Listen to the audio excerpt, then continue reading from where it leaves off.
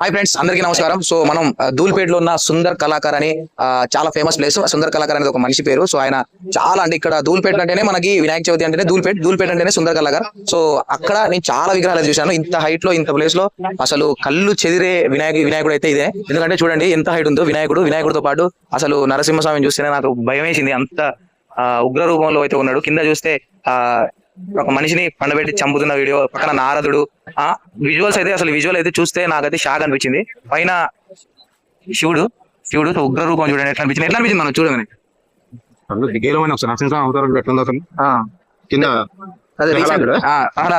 ప్రహ్లాదుడు. ఓ నేను నారదుడు అనుకున్నా. పక్క ప్రహ్లాదుడు. వినాయకుడు అయితే పైన హిరణ్యకశిపుడు. ఇది ఓ కరెక్టే, నాకు నేను ఒక మనిషి అనుకున్నా కానీ హిరణ్యకశిపుడు. చూడండి ఒకసారి వినాయకుడి ఫేస్ చూపి ఇప్పుడు మామూలుగా దాని మీద కిరీటం కూడా చూడు.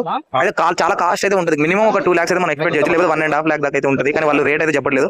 ఒక్కొక్కరికి ఒక్కొక్క రేట్ అయితే ఉంటుంది అనుకుంటా. కానీ ఇదో సుందర కళాకారు అంట. ఆయన మా ధూల్పేటలోనే చాలా ఫేమస్. అంటే వినాయకులలోనే ఆయన ఒక మంచి పేరుండి.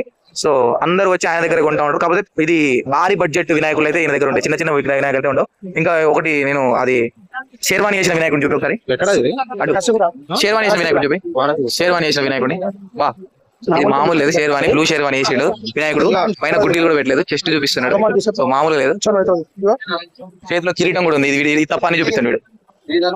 ఇది చూపి చేతిలో కట్టి పెట్టాడు. అన్నవరం సినిమాలో పవన్ కళ్యాణ్ దిక్దిక్తలతో పంచ చూడు, మామూలు లేదు పంచ. ఇది తీసుకొని పోతే మాత్రం వాళ్ళ గల్లీలో ఇక దీన్ని బీట్ చేసే వినాయకుడే ఉంటాడు. అంత బాగుంది.